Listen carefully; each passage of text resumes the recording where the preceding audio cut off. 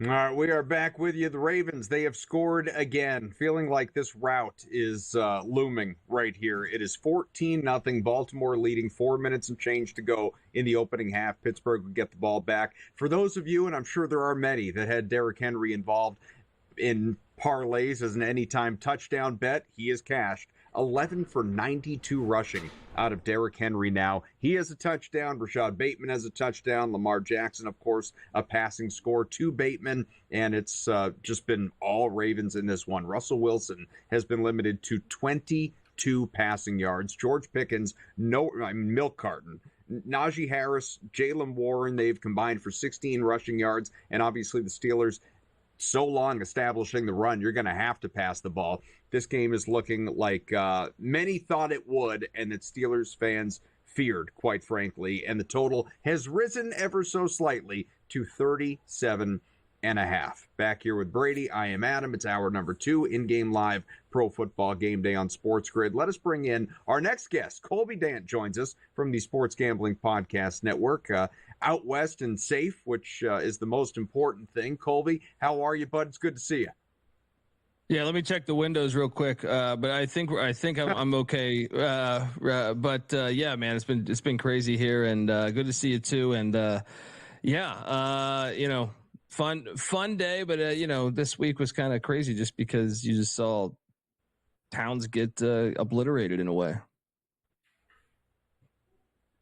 Well, we'll try and focus ourselves on sports and let ourselves heal in that way. I'm sure people out there watching and listening, they're thinking, all right, we need distraction, especially if they're out in your neck of the woods, and so let's distract them with a little college football talk. The College Football Playoff National Championship is set. The Cotton Bowl, the Orange Bowl, they're behind us. Wildly entertaining football day yesterday, which we were due for, quite frankly, as it relates to the College Football Playoff. You see the bracket on your screen there. Ohio State taking on Notre Dame for the title. It is nearly a double-digit spread in favor of the Buckeyes.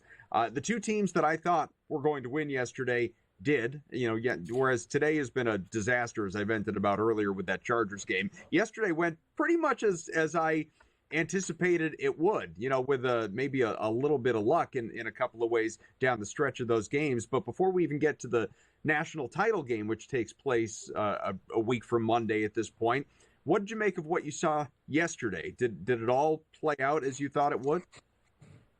Not from a total point of view, but I had Ohio State I actually projected 14-point win, and they did win by 14, but it was a little dicier than I thought it was going to be. If I'm being honest, I thought in a way, I know it's hard to say this because he's coaching in the national championship, but I thought Ohio State was undisciplined in Ryan Day for like a couple quarters there. I was like, they're keeping the door open for Texas, and Texas is going to steal this game. But, they made the plays when they had to, and thankfully, because I was on the Buckeyes. But, I didn't see necessarily Texas being able to mess with them that much defensively. So I was a bit surprised there. But it still kind of went the way I thought it was when it was all said and done. But it was a little closer than I thought, midway through. Colby, you watch a lot more college football than I do, probably more than most people in the United States watch. But I saw certainly a few games out of the Notre Dame Fighting Irish. And, of course, I've seen every game here down the stretch. Has anything changed for you? I mean, it's been very impressive for me, a guy that has not seen every single one of their games, what Marcus Freeman and this defense has been able to do as an underdog, in the case against Georgia. Have they turned a corner? Have they changed for you? But because everything after the loss to Northern Illinois, we know they haven't lost. They've covered 11 spreads in a row. But have they gotten better in your eyes? Yeah, but I mean, it was hard to tell in the middle of the year. I feel like if you had asked me, just because they beat a ranked Army and a ranked Navy and took down a USC team that underachieved, I was hard to really get a gauge just because the schedule, for whatever reason the way it broke, playing Florida State, we thought that was going to be a marquee game, and they were terrible. But they've proven something to me in these playoffs here. You could knock the schedule all you want, or the seeding, the fact they got to host Indiana, whatever. They look good in that game against Indiana and against Georgia. I think that's the one you circle as the one that, to me, it was a really impressive performance. I kind of had the game going the way I thought it would go against Penn State. So I do think, like, Riley Leonard is just a very good quarterback with the ball. He makes great decisions. And then you add in, to me, some of the athleticism that they haven't had since really like the Lou Holtz era, when they had, Tim Brown and Rocket Ishmael and some of these Jerome Bettis and Ricky Waters and stuff. They have a little bit more skill position players than they did under Brian Kelly and everyone else that coached there, Ty Willingham and Charlie Weiss. So I didn't necessarily see coming as much. So I think they are better than what I thought they were. Doesn't it feel like there's an inevitability, though, to what plays out here? I mean, I'm sure college football fans are hoping that's not the case, and the committee most certainly, and network partners and all that are hoping that it's not the way. But, we've made this comparison on various shows along the way in recent weeks that Ohio State it's a freight train, it's a buzzsaw. This team, it's, there are comparisons that we've made to, like, UConn in March last basketball season, where it's just, who is really going to get in the way of this team? It sort of feels like, in some ways, Pittsburgh, Baltimore right now. Like, where you see the spread coming into the game is one team that just in your mind decisively should win. And then it goes, these teams, they go out on the field and it plays out exactly how you thought it would. I don't see Notre Dame even covering or staying all that competitive in this game. But is there a reason to believe that Ohio State is going to struggle at all? Well, yeah, they played the past 2 years, and I feel like it's good to have a team you've played the past 2 years. Really, Notre Dame should have won the last time they played, but it's tough because Notre Dame clearly has the injury bug. Their best corner midway through the year is out for the year, and he's a guy that was projected to be a first-round draft pick. Their best defensive lineman, you saw it in the game this past week, 2 O-linemen go down. Riley Leonard gets dinged up. So, I think Leonard's going to be fine. I don't know the status of those O-linemen. So you wonder where they're at. Can they be able to play at the level they did the last time they played Ohio State, when they probably should have won the game had they had 11 men on the field the final 2 plays? So I do think they're kind of like Michigan. We saw Michigan beat them. The style of ball they play with, good offensive line, great run game, 3 good running backs if you include Riley Leonard. And to me, maybe that can keep you in the game. Their defense is rock solid. Al Golden's a great defensive coordinator. So I do think, they could stay in this game and potentially, be a field goal game or so in the fourth quarter. But I need to know how healthy the offensive line is, because Ohio State's D-line's just really good this year. Yeah, Colby, we can take this over into the other segment here. I know we've got you just for about another minute in this segment, but I do want to ask, you talk about the 2 other meetings there between these 2 teams, and it's been pretty clear what Freeman has tried to do, shorten the game, possess the ball, play defense, and I'm sure he's probably going to try to do that again. My problem is with Riley Leonard. It feels to me, and what I've seen out of him the last couple of games, I don't know if he is dynamic enough offensively to keep them in this game against what appears to be a juggernaut that is peaking right now in the Buckeyes. Yeah, and that's fair, but I mean, Michigan's quarterback situation, they were starting a walk-on, so I mean, there is a blueprint to this, but I do think they're going to need to trick plays and just spice things up against this Buckeye defense that's rolling.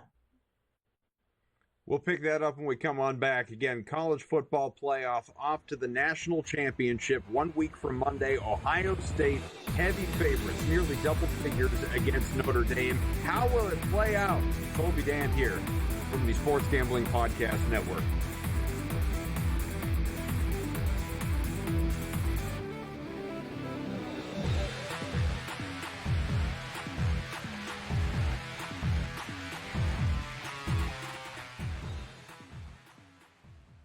The wildest Sunday in football is here. Start your day at 8 a.m. with Fantasy Sports Today. Then at 10 a.m., Pro Football Today breaks down every angle before the triple header kicks off. Stay with In-Game Live as we chase those parlays, props, and live bets across all 3 wildcard showdowns. Don't miss a minute. Only on SportsGrid. The two guys that can do it all. Too much electricity this morning. This is a good time. We're having a lot of fun. I had to do a triple take. Ka-ching! Why? Because of parity. I didn't mean to offend. Yeah, it's not going to happen. Load management is a dirty word. Let him rip. You know what? Circumstances provide the results. What? How do you do this once? Oh, Donnie, you got such a good show there. A network that is booming. The Early Line. Only on SportsGrid. Anyone that's been to a sporting event, the atmosphere before a game, I think Game Time Decisions has that same exact atmosphere. This is our arena. This is what we do. There is going to be an energy to Game Time Decisions that you will feel night in and night out. The excitement you get when you lock your bets and when you're figuring out what you want to do, we can zone in on the biggest games each night. I want this to be the place that people come to before the games start so they feel as ready as possible to lock in their cards. We are going to hit every single one of those markets that you need to know about. We're going to go through every single thing, and I've got a great team behind me that's going to help me get the job done. There is not going to be a better place, I promise you, than Game Time Decisions to get that new information, react to it, and be able to then bet accordingly. We will have everything at our disposal, and we will use that to our advantage. I'm Kevin Walsh. Tune into Game Time Decisions from 6 to 8 p.m. Eastern on SportsGrid.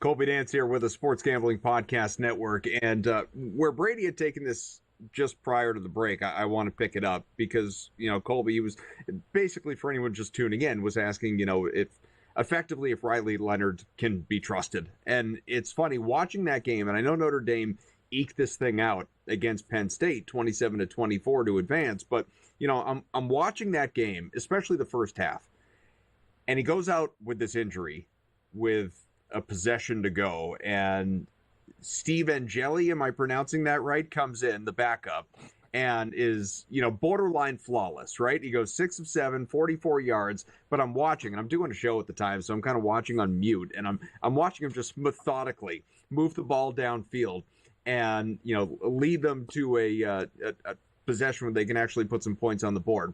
And the whole entire halftime, I'm thinking to myself, man, I mean, with how Leonard's played versus this kid, like let's bring him back out. I'm on Notre Dame tonight. I want the backup back out there. And the second half begins, and Riley Leonard trots back out of the field. I'm going, crap! Like it's all going to fall apart now. And of course, we get like a legacy touchdown drive out of Leonard. It was awesome, and he runs for the short score to cap it, and as we know, largely was very good. There were a couple interceptions, but generally speaking, did what he had to do. Obviously did enough to, carry the Fighting Irish on. But that it sort of was a microcosm of what it feels like to watch Riley Leonard week after week, doesn't it? Like you're watching this game and it's like, man, would they not be better off with the backup? Meanwhile, you're sitting here on the cusp of the national championship game.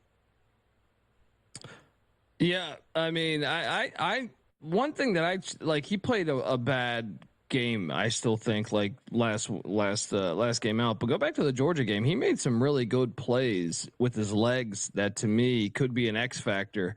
And he was good at Duke last year. Now he's not going to blow you away with throwing 350 yards or something like that. That's just not his game. In fact, I don't think he's thrown for 300 yards once this year at Notre Dame.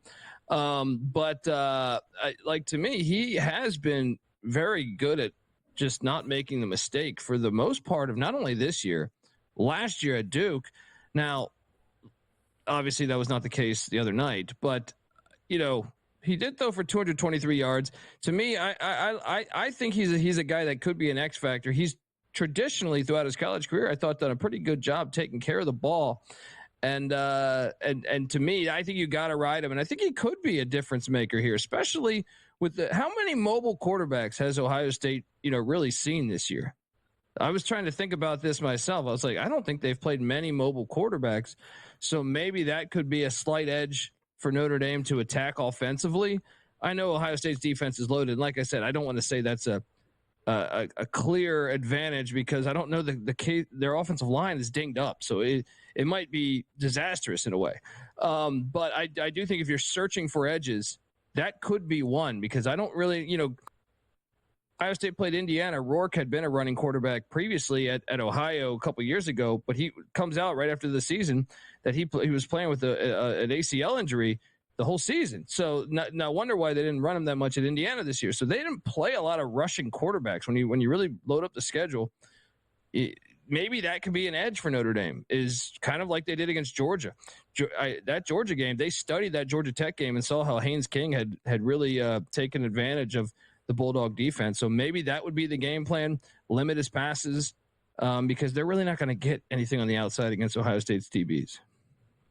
What about the other side, Colby? Will Howard and his effectiveness against the Notre Dame defense. We know these defenses, basically, if you look at the rankings, number 1 and number 2. I mean, it's about as good as it gets defensively for either team here. And I don't think, while we're talking about Riley Leonard, I don't think Howard is actually, the showcase player of this Ohio State team either. He's obviously been very effective. He's taken this team to a national title game, but we know it's about the line of scrimmage. It's about the skill position on the wide receivers, that everything else. I think the quarterback is not the strong point of this team, in my opinion, just like it is on the other side for Notre Dame.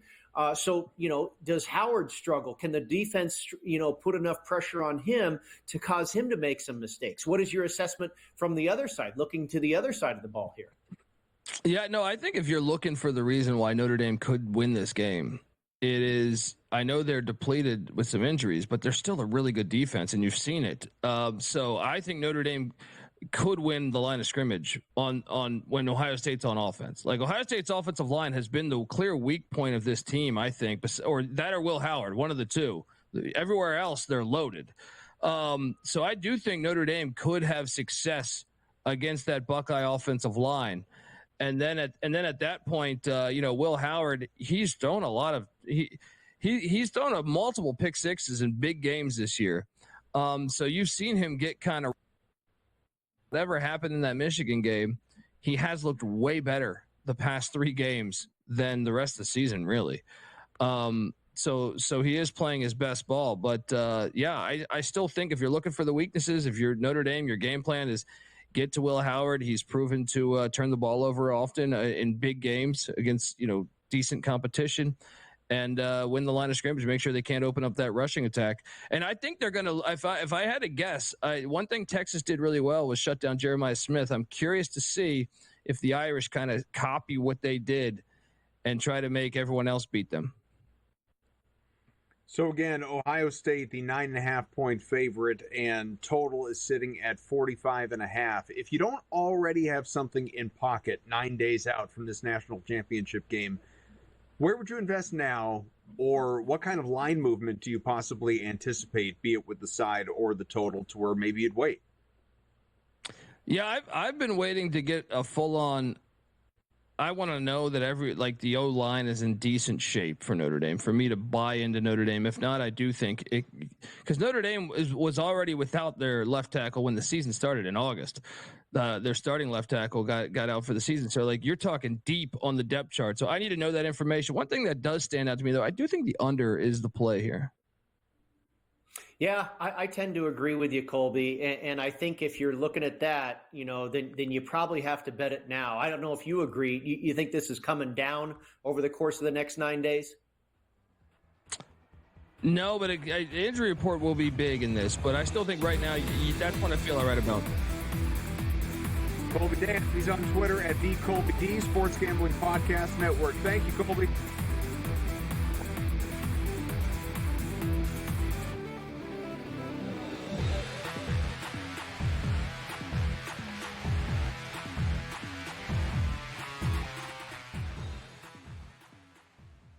The wildest Sunday in football is here. Start your day at 8 a.m. with Fantasy Sports Today. Then at 10 a.m., Pro Football Today breaks down every angle before the triple header kicks off. Stay with In-Game Live as we chase those parlays, props, and live bets across all 3 wildcard showdowns. Don't miss a minute. Only on SportsGrid.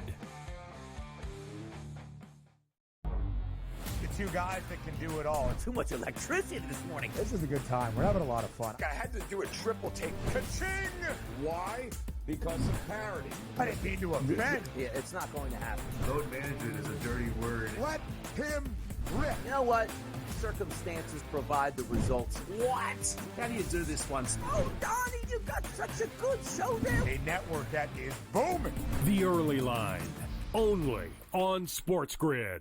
Anyone that's been to a sporting event, the atmosphere before a game, I think Game Time Decisions has that same exact atmosphere. This is our arena.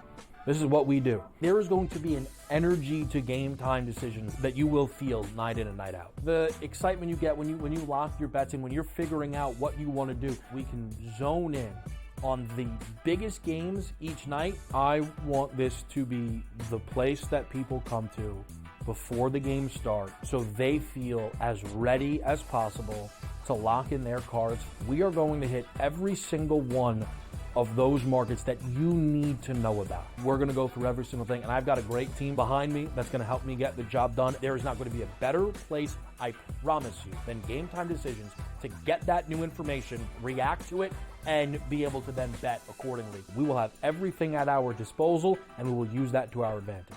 I'm Kevin Walsh. Tune into Game Time Decisions from 6 to 8 p.m. Eastern on SportsGrid.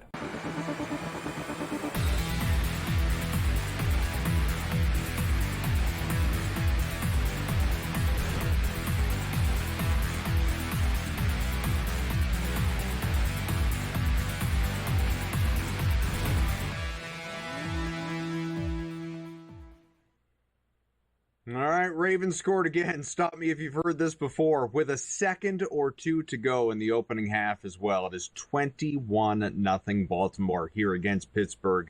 Headed to halftime in a matter of moments in this wild card round meeting. The latest touchdown, Justice Hill. It was a receiving touchdown. His first of the game. Rashad Bateman scored earlier, as did Derrick Henry, who has already reached the century mark, rushing the football. It has been a quiet day passing. Well, actually, I take that back. It was before that drive. No longer. Lamar Jackson up to 144 passing now with the 2 touchdowns. He also has 64 on the ground. So already, Brady, north of 200 total yards for Lamar Jackson, and this game is well out of hand. We are looking at live lines of 24.5. That's what Baltimore is laying right now at minus 108 on FanDuel, and the total back up to 40.5. Yeah, it's amazing what Lamar Jackson has done. Derrick Henry already to triple figures on the ground. I mean, this is a clinic right now by the Baltimore Ravens defensively. They're pitching a shutout. We know that Steeler offense has not been good, the last handful of weeks. Well, they're not very good at all right now. Nothing to show for. I mean, how many times have they even not gone 3 and out? How many first downs do the Pittsburgh Steelers have right now? They certainly don't have any points on the board. You mentioned it at the break, Adam, when it was 21.5. The live number was 21.5 in favor of Baltimore. It is now 24.5. And when it was 21, you said, I'd still lay it.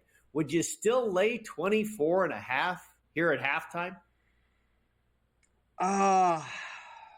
Well, look. It's that or nothing, right? There's no scenario in which I'm jumping on Pittsburgh right now. I'm not sure the number could get high enough. I don't want to say that the Steelers are just going to. Yeah, I mean, I don't want to say the Steelers are going to pack it in because there is pride in this this is the playoffs and you got an entire half to go. It's more just and look, I haven't seen every single down of this game. We've been doing a show, so I'm trying to look between the game and the camera. But here's what I can tell you, looking right into those beautiful eyes of yours, Brady, is that in what world could you be watching this game and say, yeah, no, I think Pittsburgh's going to get on the board here. Pittsburgh's going to make a fight of it. There is nothing that Russell Wilson has done or any member of that offense to show a pulse to where Lamar and company couldn't just answer back. You want to score a touchdown? Fine. We'll score a touchdown. So, yeah, I mean, like, do I want to lay the 24.5? I don't. But that's sort of just out of the principle that it's a giant number. But if you're going to tell me you have to make a bet right now, it's 24.5 on Baltimore, or you take the 24.5 with Pittsburgh, it's Baltimore. I'm not investing in Pittsburgh. Yeah, I don't know if my answer would be the same as you, but I totally understand it. I don't want to be involved with the side at all because, I mean, you talk about a hold your nose moment. I don't care how many points you're getting. If you're on the Pittsburgh side, that's tough territory. And you're basically rooting for garbage time touchdowns, I believe, backdoor cover type of situation stuff. And we've kind of talked about it throughout the broadcast here tonight, Adam. I think the total is where you have, an angle. And I think, we talked about anything under 40 that we were looking to play over. And now it's at 38.5. I mean, you telling me Baltimore's not going to score another point in this game? I mean, Baltimore could have 42 on their own. They could double up their point total right now and have 42 on their own. I always said, I figured Pittsburgh's got to be able to put 13 points on the board, right? I mean, at least a couple of field goals and they can't even seemingly get into field goal range. But you'd think there's going to be some garbage time stuff here that they could get to at least double digits worth of points on the board. And I think that's all you're going to need to take this thing over the total. And like I said, the Ravens may do it on their own. If the second half is anything like the first, then they're going to get there by themselves. So I do want to, we'll break because we don't really have time to dive into it right now. But on the other side, Brady, I do want to spend some time on some of these halftime player props that are available to us here looking at FanDuel, just to give people a taste of what it looks like. Derrick Henry, who is already at 100 rushing yards, 151.5 is what you need him to. Question is, of course, depending on whether or not Pittsburgh puts up a fight in this one, and I'll use Henry as an example. Do we even see him play in the fourth quarter? So at what point do the Ravens, kind of bubble wrap their guys, and all of a sudden it's like, man, well, Justice Hill, he's -3 rushing yards, but his prop is 5.5. Ooh, how do we not invest in that? How is Justice Hill not going over 5.5 rushing yards? You know what I mean? So these are the things we're going to explore when we come back.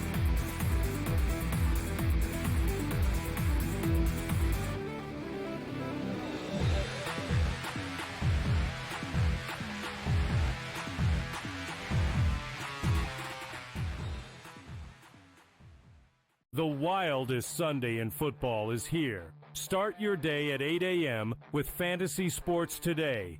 Then at 10 a.m., Pro Football Today breaks down every angle before the triple header kicks off. Stay with In-Game Live as we chase those parlays, props, and live bets across all 3 wildcard showdowns. Don't miss a minute. Only on SportsGrid.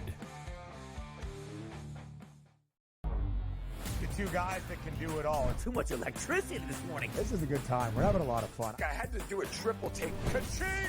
Why? Because of parity. I didn't mean to offend. Yeah, it's not going to happen. Load management is a dirty word. Let him rip. You know what? Circumstances provide the results. What? How do you do this one? Oh, Donnie, you got such a good show there. A network that is booming. The Early Line, only on SportsGrid. Anyone that's been to a sporting event, the atmosphere before a game, I think Game Time Decisions has that same exact atmosphere. This is our arena. This is what we do. There is going to be an energy to Game Time Decisions that you will feel night in and night out. The excitement you get when you lock your bets in, when you're figuring out what you want to do, we can zone in on the biggest games each night. I want this to be the place that people come to before the game starts, so they feel as ready as possible to lock in their cards. We are going to hit every single one of those markets that you need to know about. We're going to go through every single thing, and I've got a great team behind me that's going to help me get the job done. There is not going to be a better place, I promise you, than Game Time Decisions to get that new information, react to it, and be able to then bet accordingly. We will have everything at our disposal, and we will use that to our advantage. I'm Kevin Walsh. Tune into Game Time Decisions from 6 to 8 p.m. Eastern on SportsGrid.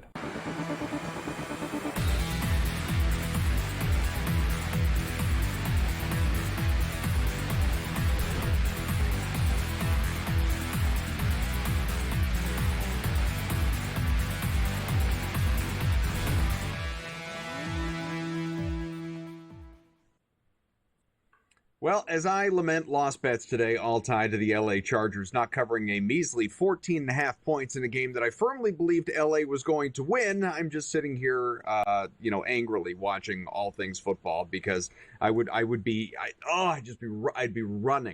running to the window to collect my winnings. Brady, the way this Ravens game is playing out against the Steelers, every facet of this game it felt like it couldn't have been easier to predict unless you were talking yourself into something that wasn't going to happen. At least at halftime, that's the way I feel, and that's the way it sits, and that is reality. 21-0. Ravens are all over the Steelers. Let's get into some of these player props as they sit at the break. Anything that we should invest in going into the second half. I mentioned one right off the hop, which is starting to steam just a little bit. Justice Hill, who has -3 rushing yards. 6.5 is now the rushing prop for him for this game. So you're looking for him to get 10 yards here in this second half rushing in a game that Derrick Henry, if this keeps going the way it is, may not see the field in the fourth quarter. They're going to keep him out there, obviously, for the next little bit, try and continue to build this lead. But if we continue to see Pittsburgh effectively doing nothing offensively to where the Ravens can just kind of kill clock, well, how do you kill clock? You run the ball. And Lamar, who knows? He could get pulled in this game in the fourth quarter if this gets lopsided enough as well. But he's certainly not going to be taking risks and running the ball all that much. He's done plenty already. So it's Henry, it's Hill, and I mean, that's it. Like, who else is running the football for Baltimore? No, I totally agree with you. And that also kind of brings the side into play as far as the point spread.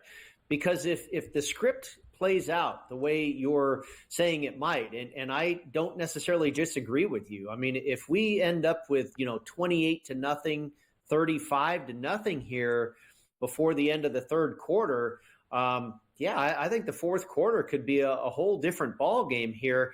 And that 24.5, that spread, what it currently is, comes into play for Pittsburgh if you've got backups running the show for Baltimore. I mean, again, we talked about it on the other side, the segment prior, that it's hard to take those 24.5 points just rooting for a backdoor cover, garbage time, and also at this point, per this conversation, rooting for backups to enter the game for Baltimore. But, sometimes those are, what do we say? Sometimes the best bets you make are the ones that make you throw up in your mouth.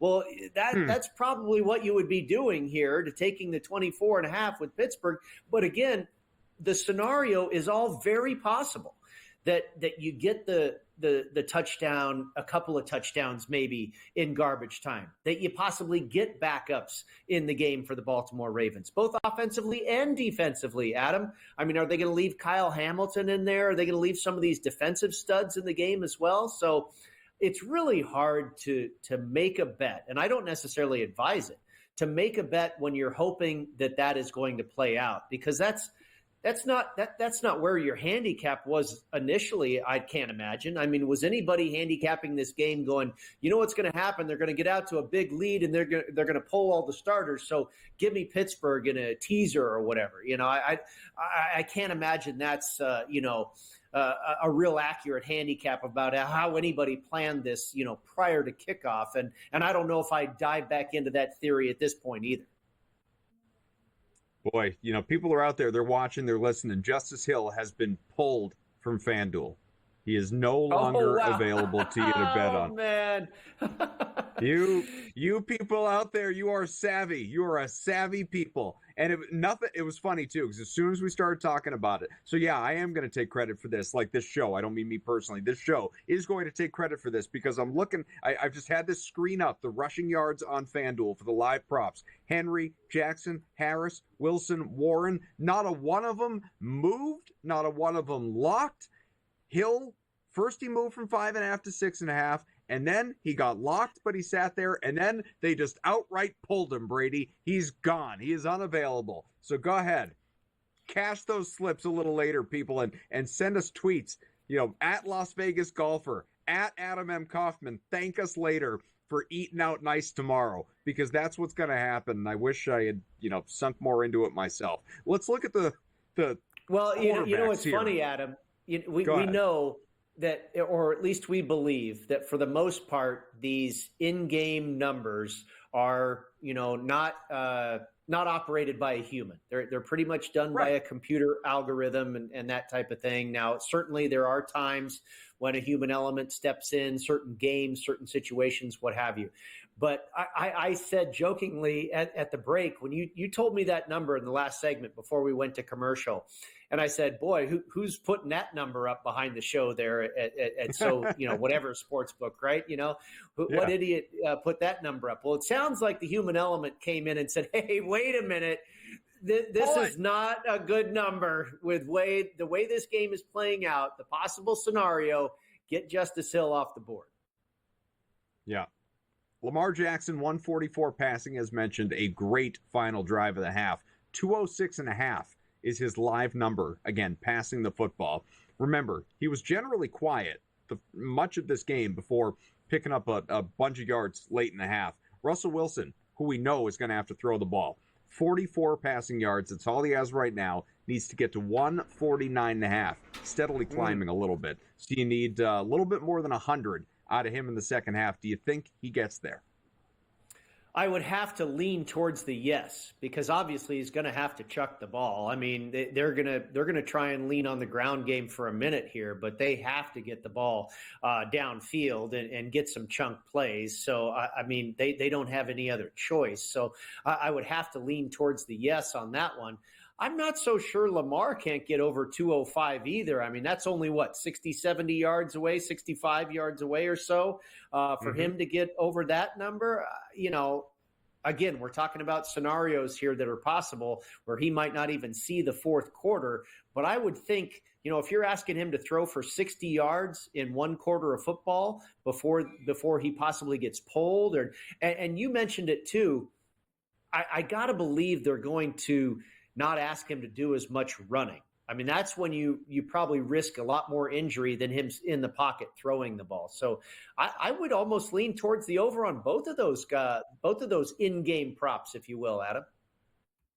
How about some wide receivers here? I mentioned George Pickens before. That number continues to come down. He has one catch, only 8 yards. You can now invest in Pickens over. Again, I feel like I can't say it enough. Russell Wilson will be throwing the ball. 33.5 yards out of Pickens. Freiermuth, who has been something of a safety blanket at various points this year for Wilson, he's at 15. 35.5 is where he needs to go. Mark Andrews, the other side. How much will Lamar be passing? He's at 27. Needs to get to 37.5, so only another 11 yards. Calvin Austin, this one feels like, at least among the options, a no-brainer. Nothing is free. Nothing is a lock. Nothing is automatic, but my God. 0. He is 0. Needs to get to 11.5. Again, if you're just thinking about guys that Wilson could try to attempt to exploit that secondary with, Calvin Austin is another one of those guys. Little dump-offs. Najee Harris needs to get to 3.5. He's at 0. Jaylen Warren is at 12. Needs to get to 23.5. We know that he has been involved in the passing game. So where would you go, if anywhere? I'm not so sure on a lot of those. And I might even explore the under on Pickens, believe it or not. But the ones I liked that you ran down the list, as far as I feel good about happening, are Mark Andrews and Pat Freiermuth going over their total. Andrews needs about 10 yards. I expect he's going to catch a pass or two and get over 10 yards. And I think Freiermuth needs about 20 yards, and I expect he's going to do that as well. Okay, we'll continue to keep an eye on this game. It is just coming into the third quarter now. They're just getting underway. And so, again, Baltimore leading convincingly at the moment. It is 21-0 against the Ravens and Baltimore, or against the Steelers, pardon me. And Baltimore does have the ball first as well. So this could get ugly, like uglier. We'll be back.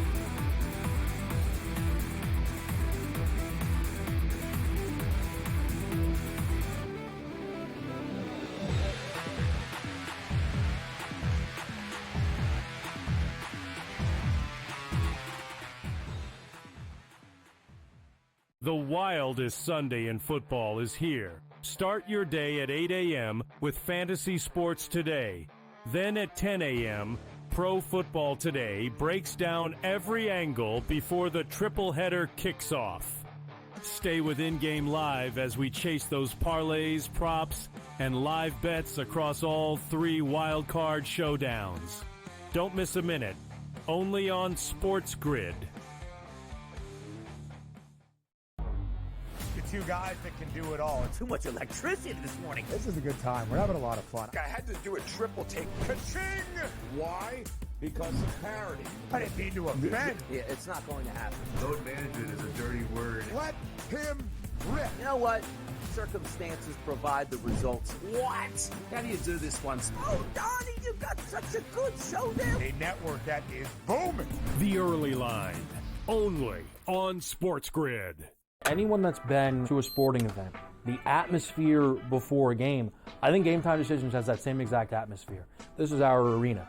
This is what we do. There is going to be an energy to Game Time Decisions that you will feel night in and night out. The excitement you get when you lock your bets in, when you're figuring out what you want to do, we can zone in on the biggest games each night. I want this to be the place that people come to before the games start so they feel as ready as possible to lock in their cards. We are going to hit every single one of those markets that you need to know about. We're going to go through every single thing, and I've got a great team behind me that's going to help me get the job done. There is not going to be a better place, I promise you, than Game Time Decisions to get that new information, react to it, and be able to then bet accordingly. We will have everything at our disposal, and we will use that to our advantage. I'm Kevin Walsh. Tune into Game Time Decisions from 6 to 8 p.m. Eastern on SportsGrid.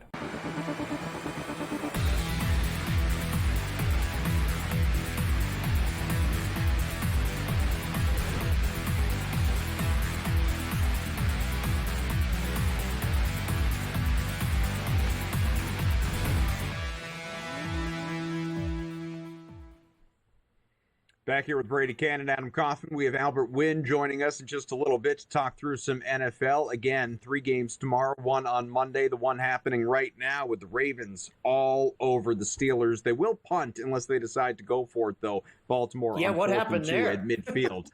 Yeah, let's chink in the see armor. what ends up.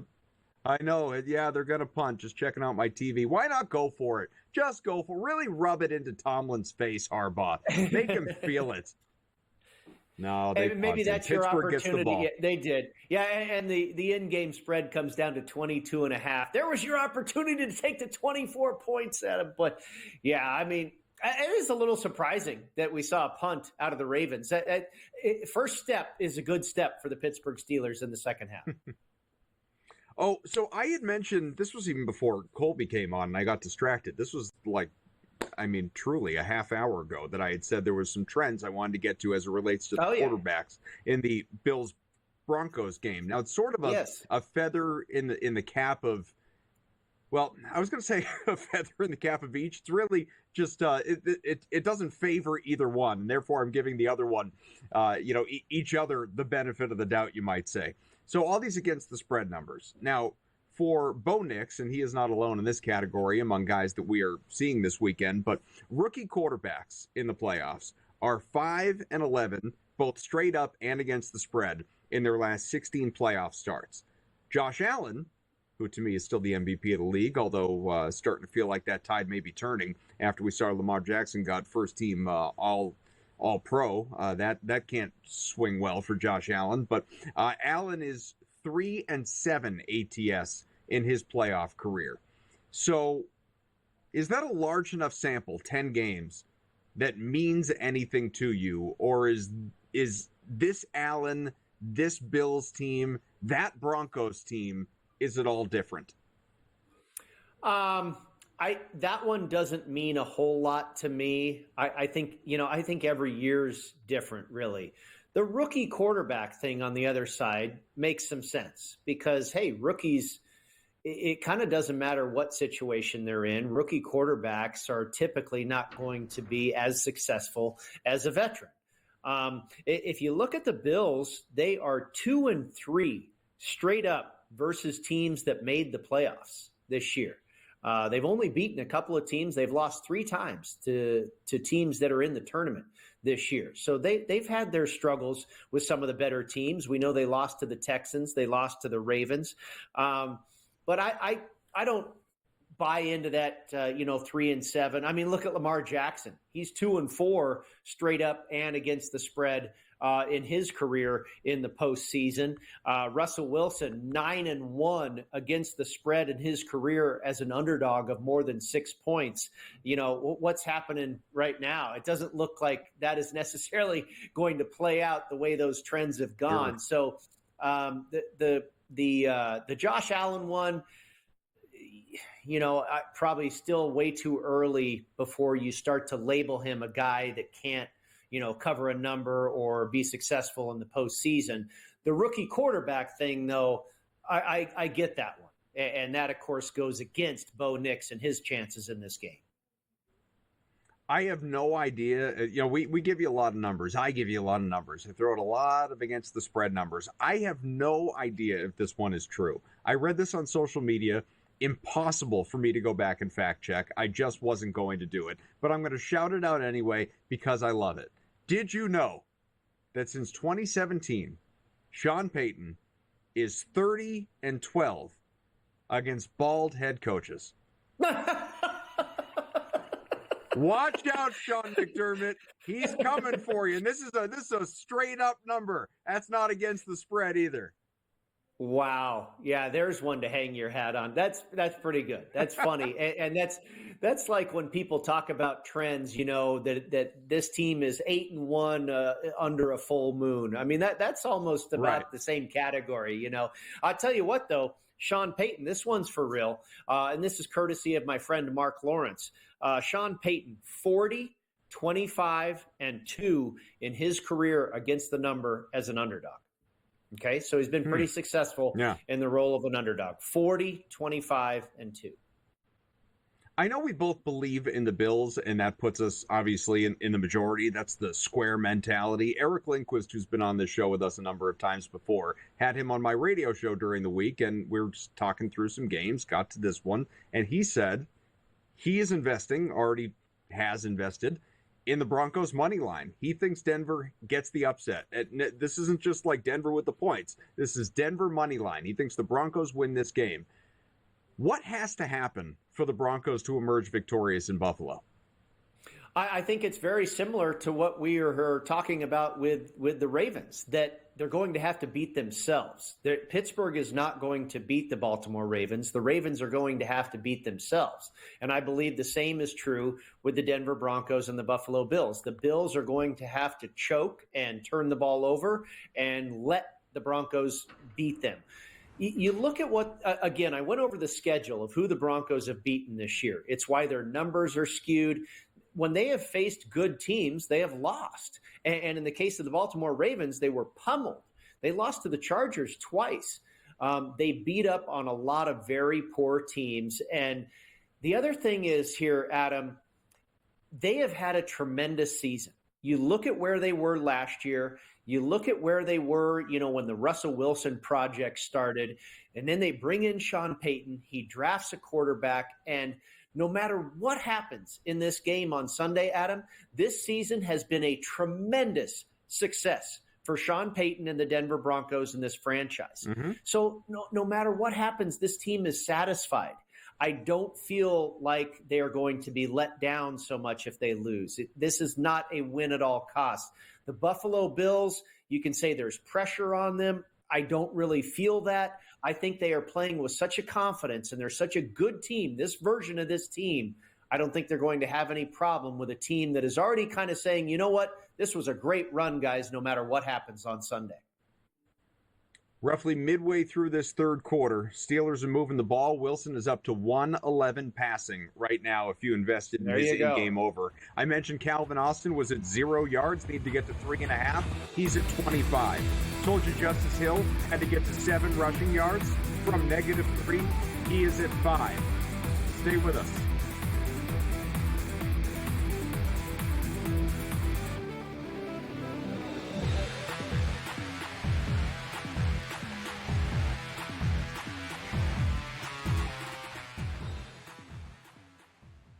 The wildest Sunday in football is here. Start your day at 8 a.m. with Fantasy Sports Today. Then at 10 a.m., Pro Football Today breaks down every angle before the triple header kicks off. Stay with In-Game Live as we chase those parlays, props, and live bets across all 3 wildcard showdowns. Don't miss a minute. Only on SportsGrid. The two guys that can do it all. Too much electricity this morning. This is a good time. We're having a lot of fun. I had to do a triple take. Ka-ching! Why? Because of parity. I didn't mean to offend. Yeah, it's not going to happen. Load management is a dirty word. Let him rip. You know what? Circumstances provide the results. What? How do you do this one? Oh, Donnie, you got such a good show there. A network that is booming. The Early Line, only on SportsGrid. Anyone that's been to a sporting event, the atmosphere before a game, I think Game Time Decisions has that same exact atmosphere. This is our arena. This is what we do. There is going to be an energy to Game Time Decisions that you will feel night in and night out. The excitement you get when you lock your bets in, when you're figuring out what you want to do, we can zone in on the biggest games each night. I want this to be the place that people come to before the games start so they feel as ready as possible to lock in their cards. We are going to hit every single one of those markets that you need to know about. We're going to go through every single thing, and I've got a great team behind me that's going to help me get the job done. There is not going to be a better place, I promise you, than Game Time Decisions to get that new information, react to it, and be able to then bet accordingly. We will have everything at our disposal, and we will use that to our advantage. I'm Kevin Walsh. Tune into Game Time Decisions from 6 to 8 p.m. Eastern on SportsGrid.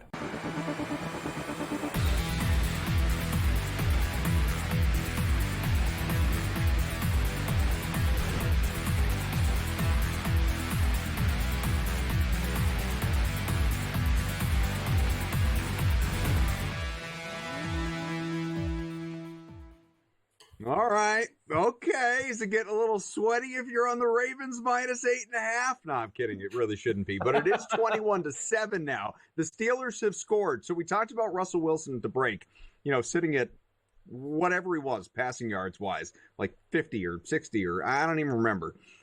Could he get to 144 or something? That was the in-game number. 141 right now. I'm choked up just thinking about him. 141 passing for Russell Wilson as we have still 8 minutes to go in the third quarter. You want to know why? Because guys not named George Pickens, who's on a milk carton somewhere, getting involved. You had just on this drive alone, Brady, Calvin Austin, 25 yards. Van Jefferson, 30 yards. Mike Williams, 37 yards. Those were all one and go, long. So they all cleared their reception. My long guy Van if you Jesserman invested. Jefferson, right? If you remember at Jefferson, the beginning of the game, I said one of my favorite prop plays was Van Jefferson over 8.5 yards, and he's what? He's got nearly 5 times that. Yeah, if you invested in the longest reception for any of those guys, you cleared it on that drive. So again, 21-7. That takes us now to a live line down to 16.5, meaning if you did get involved in Pittsburgh at 24.5, good on you. 42.5 is the total. Brady talked a number of times about going over when it was sub 40, as low as we were talking about it as low as 34.5. And Brady said, as long as it's below 40, I'd go over. Well, now you're sitting at 42.5 as the Ravens are getting ready to get the ball back with 8 minutes to go in the third quarter. I don't want to say this is like a brand new game. I still think the Ravens ultimately run away with this thing, but let's give the Steelers the respect they deserve after that last drive. What does that do now, especially if you come out and you get a big stop defensively and get the ball back? Well, I said that they had taken the first step in the right direction in forcing the Baltimore Ravens to punt, and now they've taken a second step in turning it into not just a field goal but a touchdown. So good on Pittsburgh, for showing a sign of life here offensively, and now you're starting to wonder if maybe Mike Tomlin is George Pickens is really in his doghouse, because he wasn't even a part of that. And you were talking about those in-game props, and I wasn't so sure about him even getting to 33 yards. Even the case in this game where we know that Russell's going to have to throw the ball, and it didn't even. I don't think Pickens was even a target on that drive. So So, yeah, if you're still looking at Pickens in-game props, this might be a sign that he's not going to be involved at all. This is a good sign. At least maybe we've got something happening here to make this a little bit of a game in terms of the point spread involved, certainly for in-game bettors. And I'm excited to see that the total has gone the other direction to the other side of 40 now, because it looks like, we could have been on the right side of that one, at least so far. I said, Adam, if Pittsburgh can get 13 points, then I think that this game will probably go over the original total. And it looks like we could be headed there and off to a good start with that touchdown right there to open up the second half.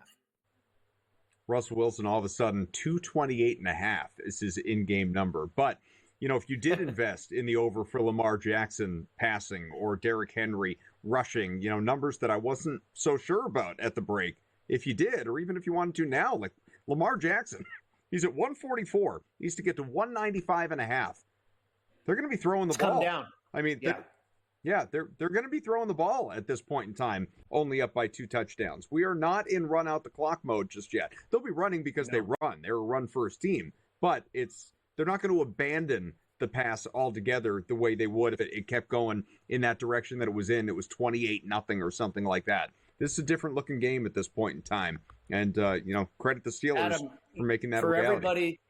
Yeah, absolutely. This is huge. The fact that Pittsburgh scored and we're halfway through the third quarter. I thought maybe even less time had come off the clock than that. But the fact that Pittsburgh scored is fantastic for people that are betting on the overs and the yes. Because now the game is no longer over or the game is no longer finished for Baltimore. They still have to compete here for a minute, and they're going to, and maybe well into the fourth quarter. So again, if you're betting on things to go over, whether it's prop bets, the total, what have you, that Steelers touchdown was big. 17.5 as the Ravens move the ball 1st and 10 out to their own 41 here. So we'll continue to keep you posted, obviously, on how this game plays out. Look ahead quite a bit to the games that we have in front of us tomorrow and Monday. I haven't even gotten to that Vikings-Rams game at all, which has moved locations, happening in Arizona on Monday night. What's the impact there, emotionally, physically, fan-wise, all of it on that game? The handicap, it's moved lines a little bit.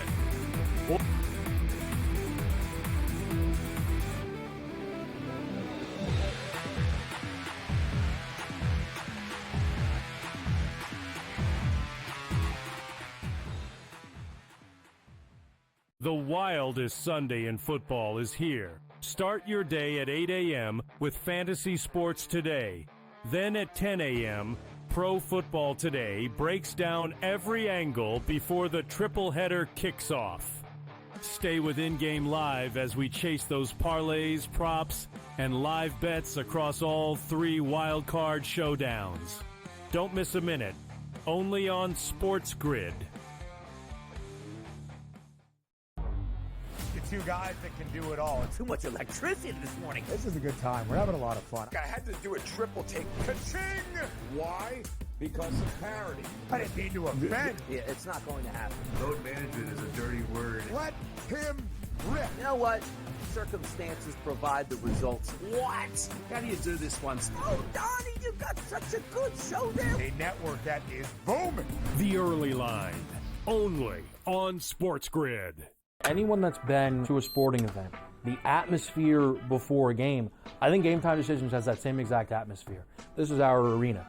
This is what we do. There is going to be an energy to Game Time Decisions that you will feel night in and night out. The excitement you get when you lock your bets in, when you're figuring out what you want to do, we can zone in on the biggest games each night. I want this to be the place that people come to before the game starts so they feel as ready as possible to lock in their cards. We are going to hit every single one of those markets that you need to know about. We're going to go through every single thing, and I've got a great team behind me that's going to help me get the job done. There is not going to be a better place, I promise you, than Game Time Decisions to get that new information, react to it, and be able to then bet accordingly. We will have everything at our disposal, and we will use that to our advantage.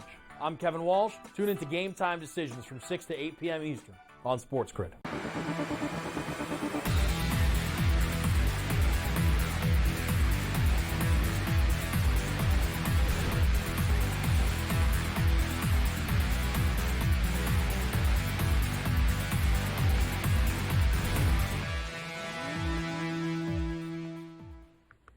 We are back here, hour 3, in-game live, pro football game day on SportsGrid, and perhaps we spoke too soon.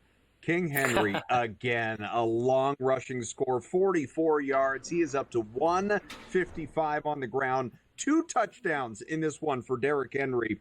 So, Justice Hill, don't worry, you'll get your opportunity. 17 for 155. That's an average of 9.1 for the Baltimore star running back. The Ravens up 28-7 with 5:49 to go in the third. Baltimore back to laying 20.5. The total has skyrocketed. We are above the original number now, 48.5, Brady.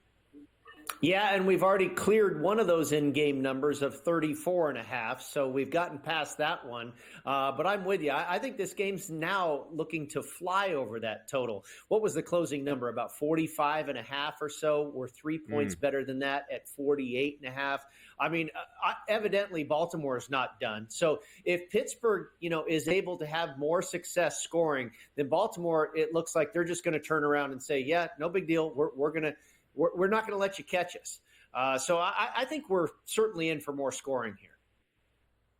Albert Wynn is here with us. He is on Twitter at AnalyticsCapper. You can subscribe to his service, get his picks out, sends them out multiple times a day over the course of the various slates and many sports. And Albert, welcome back. We had you here last week talking, just getting ourselves ready for the divisional round, obviously. And here we are, one game done, one game feeling like it's done, 3 games tomorrow, 1 on Monday as well. What were you on today and how's it played out?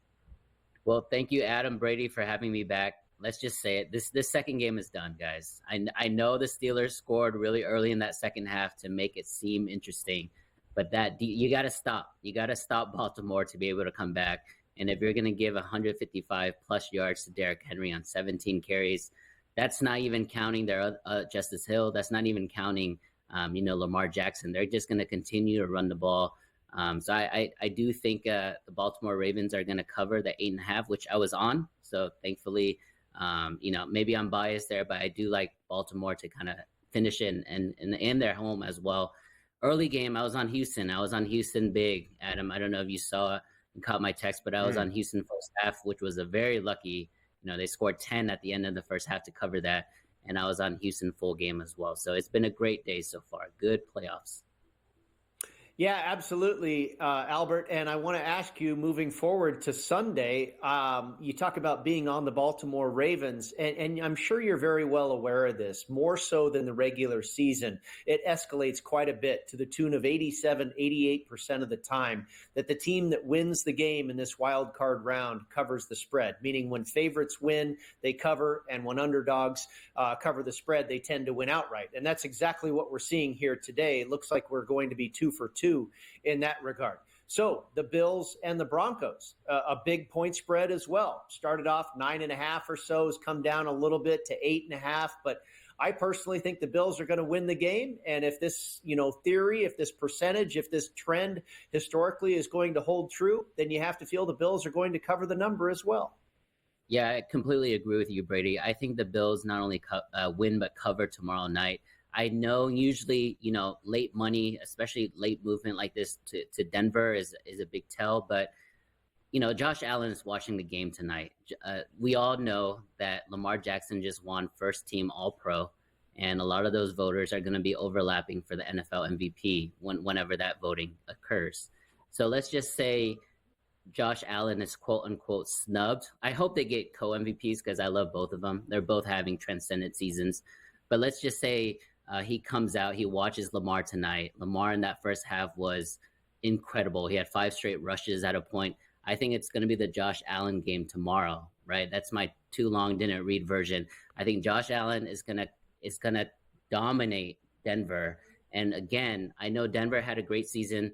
Their defense is really good, very opportunistic, but it's still a rookie quarterback starting in his first playoff game. I'm going to fade that all day long, guys, and I think it's Josh Allen's time tomorrow. Is there a sense on the total? Obviously there are a lot of people that expect, independent of what kind of fight you think that the Broncos are going to put up, there are people that just look at it and see, okay, the Bills have put up 30 plus points in 9 out of the last 10 games that Josh Allen has played in. We're excluding this, that fraudulent week 18 game that he started and played like a down, obviously. And the Bills have averaged, I think, 35 for 34 and change points per game at home this year. So a lot of people are jumping over their team total, obviously. We have a total in this game overall of 47.5. What's your feel there? Yeah, typically, Adam, I'm not a totals better, but if I had to choose a side blindly, I'm just going to be on the under anyways, just because I know the majority would be on the over. But for this particular game, it's going to be too hard.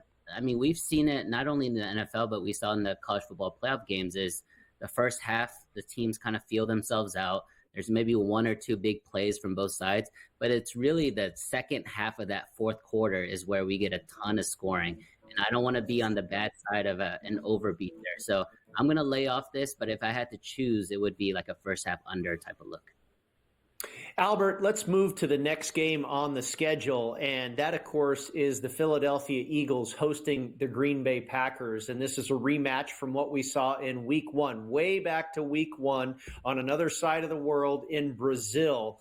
I feel like this game is incredibly different for both teams because of, how long ago it was and the venue change, all that comes into this game now versus way back when. And, you look at these two teams and I don't know if a whole lot has changed going into this season. We kind of expected both of them to be right where they are. And I think you can argue that at least power rating wise, these are two of the highest rated teams in football right now. Of course, Green Bay suffered some injuries, unfortunately, last week. Again, if we're going to go to that theory that you think whoever's going to win the game is going to cover, who's that going to be that's going to win this on Sunday? Yeah, so the first three games of the playoffs, I've been on the home team. So Texans, Ravens, and then the Bills tomorrow morning. I'm actually going to, buck the trend here. I like Green Bay to get the cover and the win on the road in Philadelphia. I don't have, any inside information on anything like that, but I think when push comes to shove in that fourth quarter, right now, I just trust Jordan Love a little bit more than Jalen Hurts. Not that Jalen Hurts isn't a great player, and I think he has amazing, weapons around him. But I just believe in not only Jordan Love, but I believe in that coaching staff a little bit more than Philly's. Well, I think it's also believing in sort of what you think you can handicap, which is what kind of injury do I have some sort of a read on. Both are going to play, but Jordan Love is dealing with this elbow injury that I guess, sort of filtered down, impacted the throwing hand a little bit. But again, he's out there. Hurts is coming off a concussion. He was in protocol for 2 weeks. I mean, that's a significant enough concussion. It's not like he was just being rested and they were being careful. No, he literally hadn't cleared protocol. So even though that he is going to be out there for this game, we don't know what version of Jalen Hurts we're going to see in this game. Yeah, you're right. And that's especially with a team that's so run heavy, they're going to focus in the trenches with that offensive line.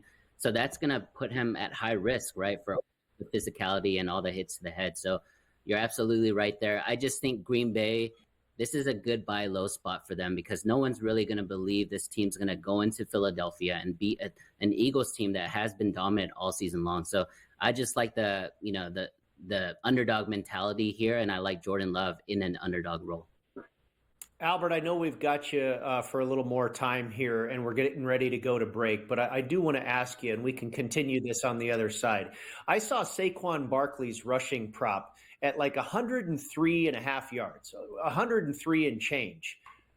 I would be inclined to play the under. That's a huge number, and you got to believe the public's gonna play the over on that one. And it's risky business because he could go for 150, but I'd be inclined to play the under. We got to go to break. We'll get your thoughts. You can think about it here for a minute as we go to commercial. You can also think about whether we take the Steelers seriously because George Pickens just scored a touchdown, guys.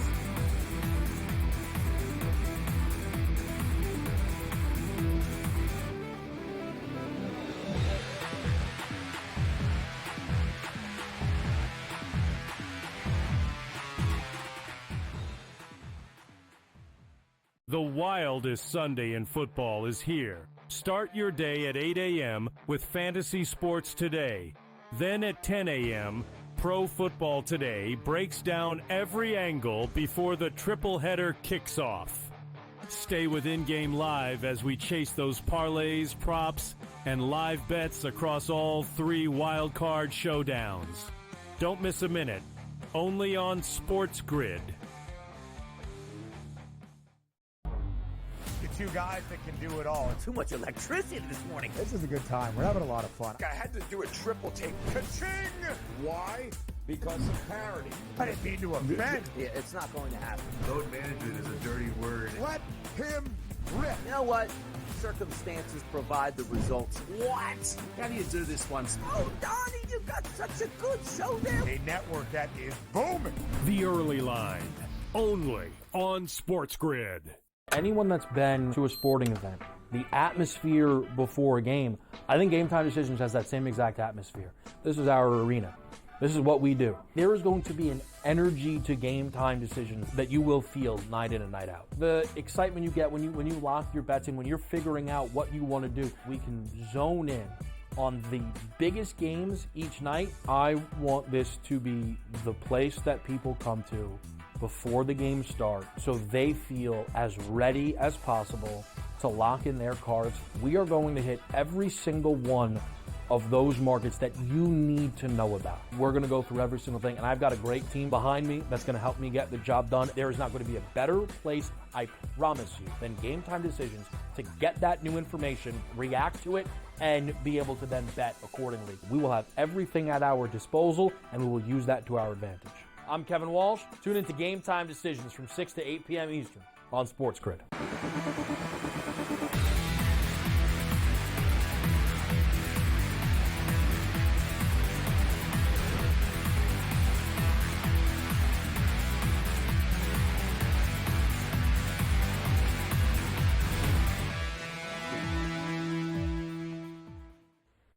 That's right, George Pickens. I didn't stutter. Pickens had a touchdown. His second catch of the game, that was a big one, 36 yards. He's at 44 on the game now and is the leading receiver on the Pittsburgh side, just like he's supposed to be, even though he's not at his prop just yet. He's going to need some more work to do there. But Russell Wilson, 207 passing, 2 touchdowns, not going down quietly. We have the Ravens now up 28-14 against these Steelers with 3:24 to go in the third. So for all those people that were feeling pretty good about the under in this contest, if you bet it pregame, I'd probably be sweating at this point in time, because any other score, like even a field goal, you're dead.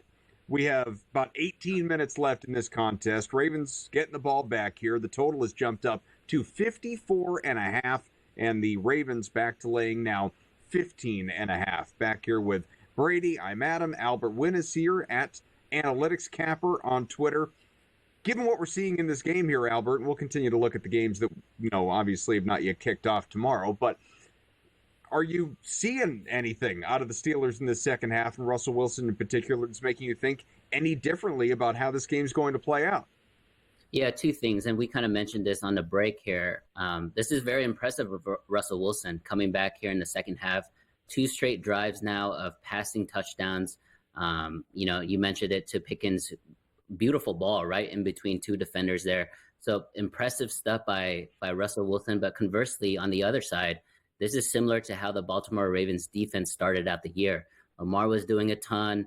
They were scoring a lot, but they were also giving up a lot of points. That it got a lot better in the last 6 to 7 weeks of the season. But this is reminiscent of how they started, and that's really concerning for Baltimore Ravens fans moving forward in the playoffs. Yeah, I agree with you, Albert. You're right. That was the Achilles heel to begin the season. They couldn't stop anybody. And then all of a sudden it turned on a dime. Kyle Hamilton got healthy. They kind of moved him around, changed his role a little bit. They became one of the best defenses in the league. Not the case right now in the second half of this ball game. Before we went to break, I was talking to you about the Saquon Barkley prop. 103.5 rushing yards, under or over tomorrow against the Packers. It just seems odd that you're thinking, I'm going to bet over that. Like, yeah, no doubt about it. This guy's going to get 100 yards. It doesn't come too easy, even though he is Saquon Barkley. The other one I looked at that I kind of do like the over, and I sense maybe you'd like this one, Albert, because you like Green Bay. Jordan Love over 217.5 passing yards. Even if you think Green Bay has a shot to win this one outright, if you like Philadelphia and they're trailing and he's got to chuck the ball up in the air, you got to believe he's going to eclipse that number as well. I mean, there might be a few different scenarios to get Jordan Love over that number. Yeah, I completely agree with you there. I would say the one thing, the game script that I'm personally hoping for being a Packers backer is going to be very, very low scoring, very, very dependent on the running and the offensive line. I think we're going to see a very vanilla game plan out of, Jalen Hurts and the Eagles to start, to see how comfortable he gets, to see if he has his throwing prowess back. With that said, I just hope, as a Packers backer, as an underdog backer, I just hope it's low scoring. So hopefully, those attempts may be over, but the yardage and, the production is going to be under. That's my 2 cents. And in terms of Saquon Barkley, you're right. The first time they met, he had, I think, 108 yards, including a 18-yard touchdown reception. So everything feels like it should go over, but the fact that it's set even lower than his, original game, week 1 performance, and then obviously lower than his weekly average performance, I think it's a big tell, in my opinion, that it is an underplay.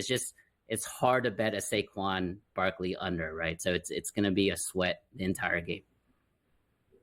Albert, Commanders, Buccaneers, this game in Tampa, of course, and Washington is getting 3 here on the road. We talk about the stat involving rookie quarterbacks. Of course, Jaden Daniels, is making his first career start in the playoffs, and you have Baker Mayfield on the other side, who has just been, just one of those guys, like the swagger, whatever. You can't count him out. And he's got Mike Evans, he's got Bucky Irving, they've got their weapons. Jalen McMillan has been excellent down the stretch of the season.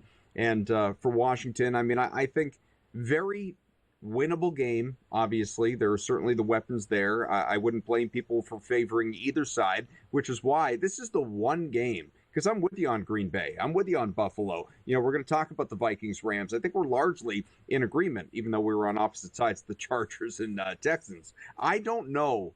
There's no bone in my body that has a feel for who is going to win this game. The only thing I really expect, and I'm with the public on this, I think there are going to be points. It's the highest total on the board, 50.5. I would bet the over. I have not yet, but I would go in that direction. But in terms of the side, I have no clue. Yeah, I think Washington is a great story, guys. They are 12-5 for the year. Jaden Daniels, rookie quarterback. Dan Quinn, first-year head coach. But I think a lot of luck was on their side, right? Not only the Chicago game, the Cowboys game in Week 18. There's a couple other games they won by 1 point. They won by 3 points. So even though they were 12-5, they easily could have been 8-9. So it's a team that knows how to close. With that said, I actually kind of like Tampa Bay in this one, Adam. I think, again, I'm fading the rookie quarterback. I think fading the rookie quarterback blindly is going to be pretty profitable for you long term. And I think it's just I think it's Baker Mayfield's time. They're 10-7 and they're favored. I think that's a pretty big tell. I know they have home field advantage, but I think the fact that they're favored, to me, I like it a lot. Albert, anything that you take from the Packers losing in Week 1, a same season revenge scenario? Same thing for the Commanders. They lost to Tampa Bay in Week 1. Are they avenging that loss from early in the season? Does that figure into your handicap at all?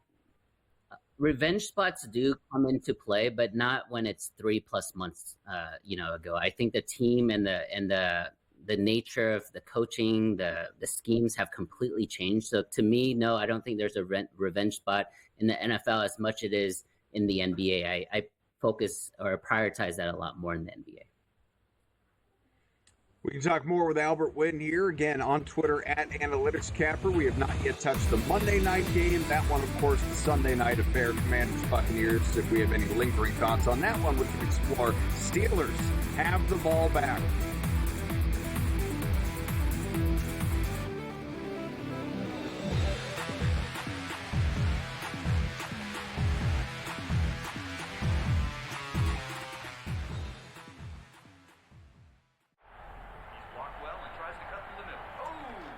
Your gut says Miami is going to win, and you should take the over.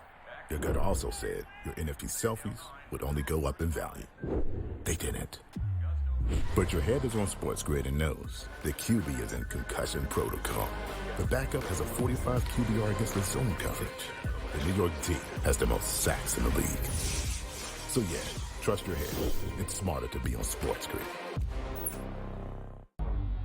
The two guys that can do it all. Too much electricity this morning. This is a good time. We're having a lot of fun. I had to do a triple take. Ka-ching! Why? Because of parity. I didn't mean to offend. Yeah, it's not going to happen. Load management is a dirty word. Let him rip. You know what?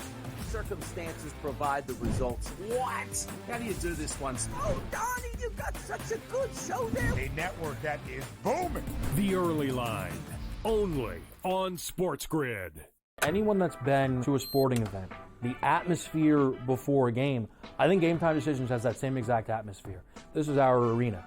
This is what we do. There is going to be an energy to Game Time Decisions that you will feel night in and night out. The excitement you get when you lock your bets in, when you're figuring out what you want to do, we can zone in on the biggest games each night. I want this to be the place that people come to before the games start so they feel as ready as possible to lock in their cards. We are going to hit every single one of those markets that you need to know about. We're going to go through every single thing, and I've got a great team behind me that's going to help me get the job done. There is not going to be a better place, I promise you, than Game Time Decisions to get that new information, react to it, and be able to then bet accordingly. We will have everything at our disposal, and we will use that to our advantage.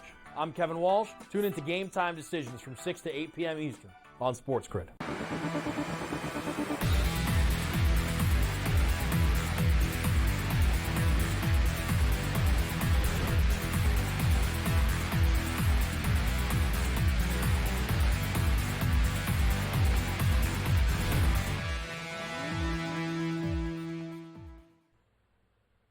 Back with Brady and Albert. We're following along with this Steelers-Ravens game, obviously, it being in-game live pro football game day. Steelers with the ball and in their own territory, but approaching midfield if they can get a first anyway. 3rd and 8 at the 44. And it's 14.5 is what the Ravens are laying right now, leading 28-14, the expectation that Baltimore is going to get the ball back here. But we will see. We're just chatting about the Commanders-Buccaneers. Want to get to the Monday night game with Albert as well. But Brady, I know you had a lingering thought on this Sunday night game. Yeah, one more question on this game, Albert. And I completely agree with you about the way you approach the prop market. I think generally speaking, just the blanket approach is to bet on the unders and the no, because the masses are typically betting on the yes and the over. I want to be contrarian. I want to bet against human achievement. The lines are typically inflated. The odds makers know that people want to bet on things to happen and fireworks to happen. However, I think in this case, we may have an opportunity with Jaden Daniels over his passing yard total of 235.5. The Buccaneers, we know, have been an over-the-total team all year, and especially at home. Their defensive passer rating to opposing quarterbacks at home is awful, one of the worst in the league. You look at what some of the quarterbacks have done, some of the opposition. Lamar Jackson, 281 yards passing and 5 touchdowns. Kirk Cousins, 276 yard passing and 4 touchdowns. Brock Purdy, over 350 yards passing, 2 touchdowns. I think Jaden Daniels to get over 235.5. They have to attack the pass defense of the Buccaneers if they're going to have success in this game, because we know Vita Vea and company, they're very stout against the run. I think the attack for Washington has to come through the air. Yeah, Brady, I love that look. Another principle that I have is if I'm leaning one way on the total, whether that's the over or the under, that's also kind of going to dictate how I'm going to look at the prop market. So in a game like this, where it's the highest total for a reason, it's most likely going to go fly over, just like we've seen the first couple games already. So I agree with you, Jaden Daniels over passing yards. I would also piggyback that and say over passing attempts, because I think he's going to be he's going to have a lot of opportunities to throw the ball. And I believe that passing attempts here, I'm checking online, it's at 32.5, juiced a little bit to the over at -120. the last 2 games he's played fully, he's had 36 attempts and 39 attempts. So I like the over attempts as well as your yards as well. So, Albert, this Monday night game is interesting for a range of reasons. I mean, it was interesting before it changed venues, but obviously now you have the emotional component involved in it as well with the Rams, who were to be the host team at SoFi because of obviously the devastation caused by the wildfires and public safety there. This game's moved out to Arizona, and that has actually impacted line movement against the Vikings. The Rams were getting 1.5. Now it's 2.5. So looking at plus 2.5 with a total of 47.5. I like the Rams in this game. I have liked the Rams in this game all week. I think the elements of the Vikings and Sam Darnold kind of turned into a pumpkin, showed their true colors there in Week 18 against the Lions. And I think this Rams team, at least when complete offensively, which it is right now, can be incredibly dangerous. What are your expectations for this contest? Yeah, to be completely fair on Sam Darnold, he's had a great year. He's going to deserve the contract that be coming to him this season. But there's no way you can erase what just happened last week. 18 for 41. That's sub 45% completion rate, under 170 yards passing against a team that was basically letting you pass in the second half because they were playing prevent defense for much of it. I think we're going to see closer to that Sam Darnold than the Sam Darnold that we've been seeing, all NFL, all pro type Sam Darnold that we saw early in the season. With that said, I think there is going to be a lot of narrative play into this, obviously, with everything that's going on in the city of Los Angeles.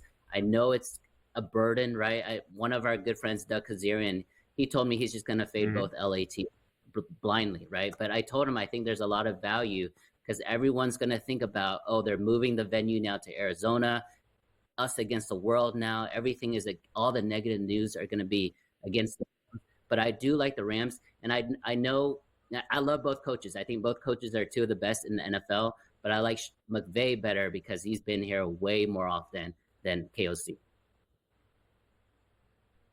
All right, Albert Wynn, get him on Twitter at AnalyticsCapper. Subscribe to his service, get his picks. He's given out many. He's had himself a hell of a day so far. And unless the Ravens screw it up, that's going to cement a great evening for him. Albert, thanks so much for hopping on, man. Thank you. Have a good one.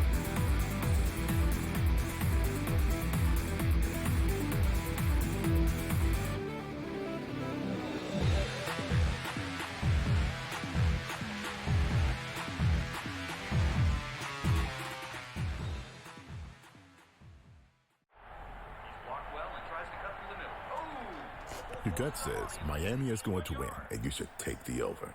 Your gut also said your NFT selfies would only go up in value. They didn't. But your head is on SportsGrid and knows the QB is in concussion protocol. The backup has a 45 QBR against the zone coverage.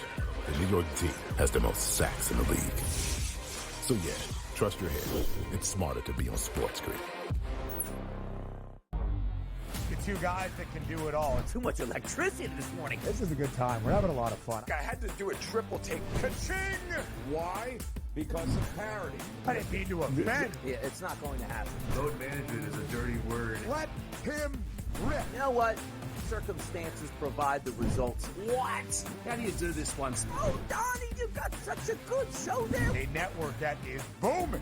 The Early Line, only on SportsGrid. Anyone that's been to a sporting event, the atmosphere before a game, I think Game Time Decisions has that same exact atmosphere. This is our arena. This is what we do. There is going to be an energy to Game Time Decisions that you will feel night in and night out. The excitement you get when you lock your bets in, when you're figuring out what you want to do, we can zone in on the biggest games each night. I want this to be the place that people come to before the game starts so they feel as ready as possible to lock in their cards. We are going to hit every single one of those markets that you need to know about. We're going to go through every single thing, and I've got a great team behind me that's going to help me get the job done. There is not going to be a better place, I promise you, than Game Time Decisions to get that new information, react to it, and be able to then bet accordingly. We will have everything at our disposal, and we will use that to our advantage. I'm Kevin Walsh. Tune into Game Time Decisions from 6 to 8 p.m. Eastern on SportsGrid.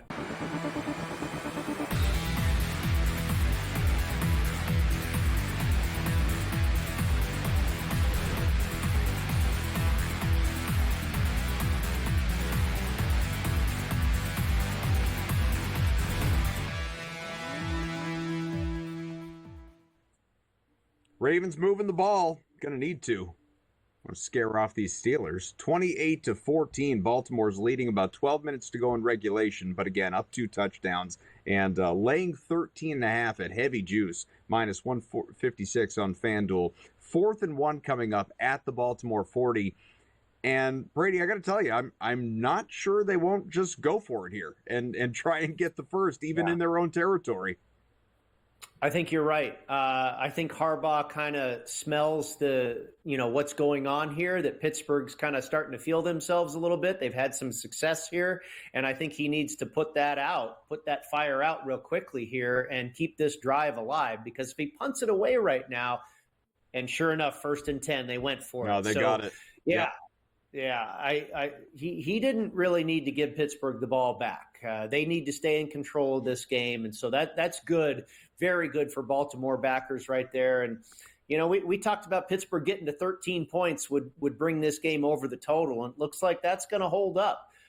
Who knows? I mean, there's a lot of football left here. Almost 11 minutes still to go in regulation here. And it looks like, that first down, I'd be surprised if Baltimore does not put some points on the board in this possession, at least 3 points here. And I think that probably just about cements the game for them, not necessarily the spread, though. Be interesting to see where that one goes. Adam, we were talking about the Monday nighter, and there's so many different things we can talk about with this game, and what Doug Kazarian said about just fading the LA teams. I don't necessarily disagree with that. And he's a guy that's, close to that situation. He grew up in LA, and I trust guys that kind of have been there and done that, if you will. It has worked for me in golf handicapping. I've had great success on PGA Tour courses that I've actually played. When you have that direct familiarity, I think that can be an advantage sometimes in your handicap. But just aside from all that, the weakness for the Rams, one weakness anyway, has been their pass defense. Their defense has improved as of late, and they've gone on a great run here to get themselves, into the division win and the playoffs and what have you. But their pass defense really has not been very good all season long. It's a young secondary, and teams have taken advantage of that. Now, we saw the Rams beat the Vikings earlier this year, so here's another situation, same season revenge for Minnesota. You got to feel, and Albert alluded to this a little bit too, I don't think Darnold's going to be as bad as he was last game.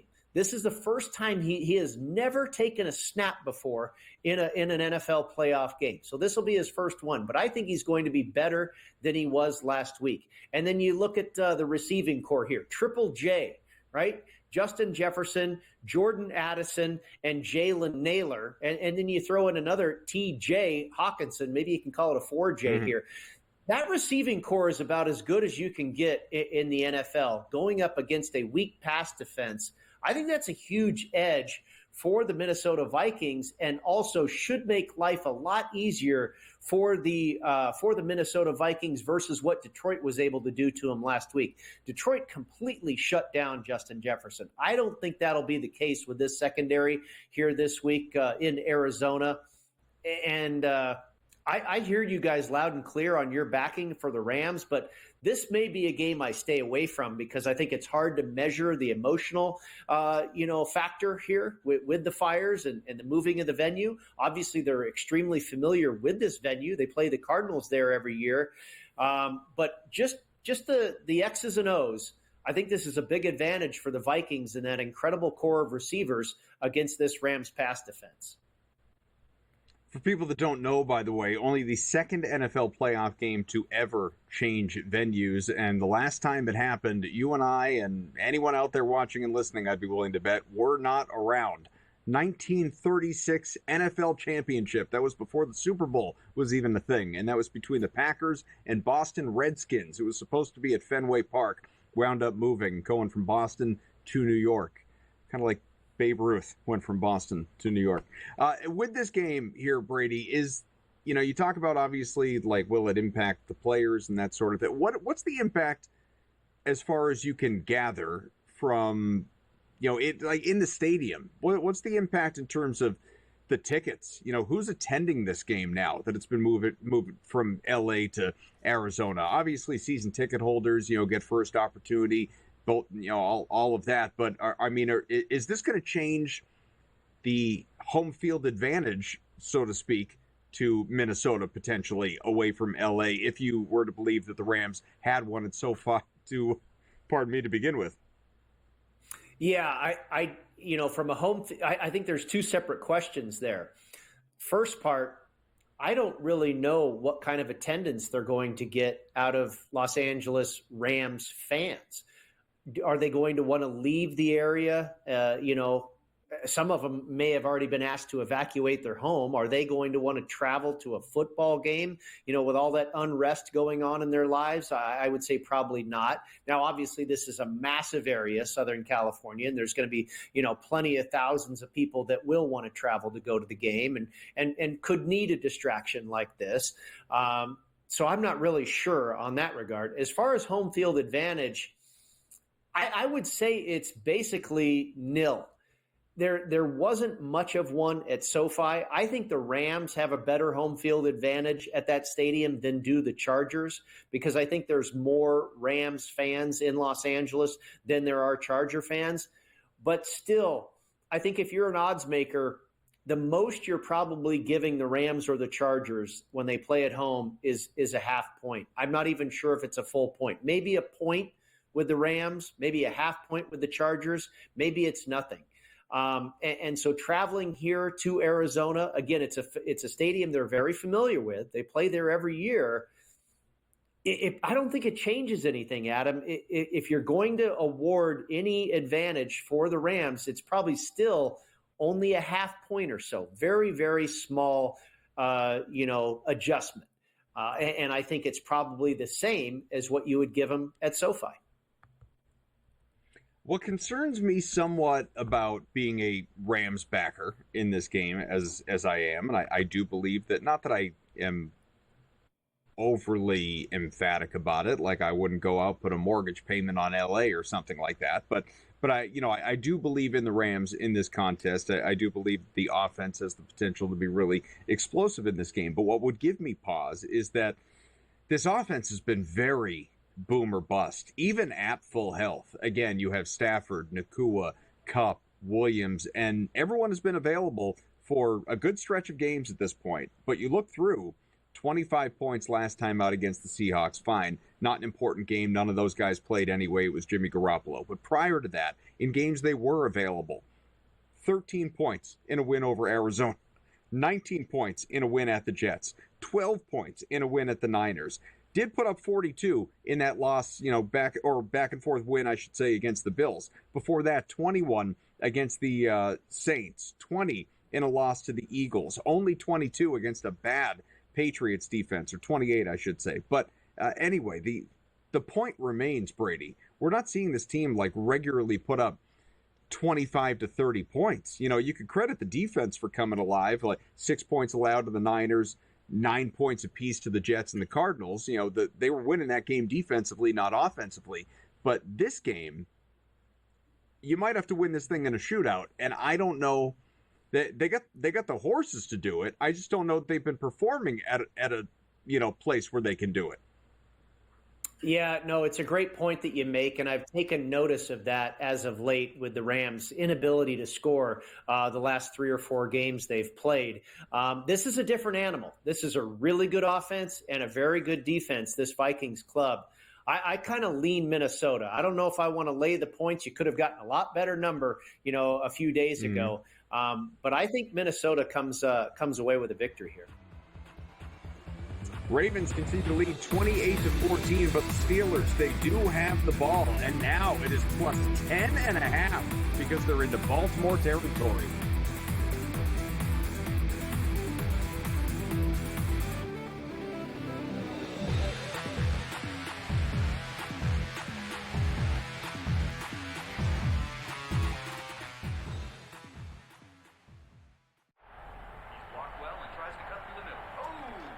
Your gut says Miami is going to win, and you should take the over. Your gut also said your NFT selfies would only go up in value. They didn't. But your head is on SportsGrid and knows the QB is in concussion protocol. The backup has a 45 QBR against the zone coverage. The New York D has the most sacks in the league. So yeah, trust your head. It's smarter to be on SportsGrid. The two guys that can do it all. Too much electricity this morning. This is a good time. We're having a lot of fun. I had to do a triple take. Ka-ching! Why?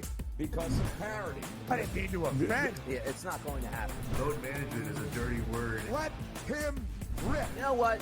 Circumstances provide the results. What? How do you do this one? Oh, Donnie, you got such a good show there. A network that is booming. The Early Line, only on SportsGrid. Anyone that's been to a sporting event, the atmosphere before a game, I think Game Time Decisions has that same exact atmosphere. This is our arena. This is what we do. There is going to be an energy to Game Time Decisions that you will feel night in and night out. The excitement you get when you lock your bets in, when you're figuring out what you want to do, we can zone in on the biggest games each night. I want this to be the place that people come to before the game starts so they feel as ready as possible to lock in their cards. We are going to hit every single one of those markets that you need to know about. We're going to go through every single thing, and I've got a great team behind me that's going to help me get the job done. There is not going to be a better place, I promise you, than Game Time Decisions to get that new information, react to it, and be able to then bet accordingly. We will have everything at our disposal, and we will use that to our advantage. I'm Kevin Walsh. Tune into Game Time Decisions from 6 to 8 p.m. Eastern on SportsGrid.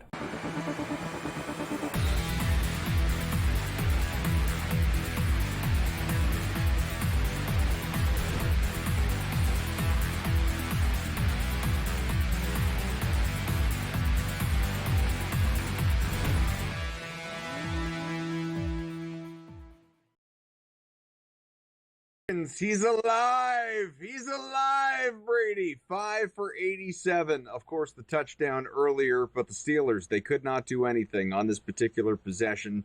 270 passing yards out of Russell Wilson, by the way. Remember when he didn't even have like 75 at the half?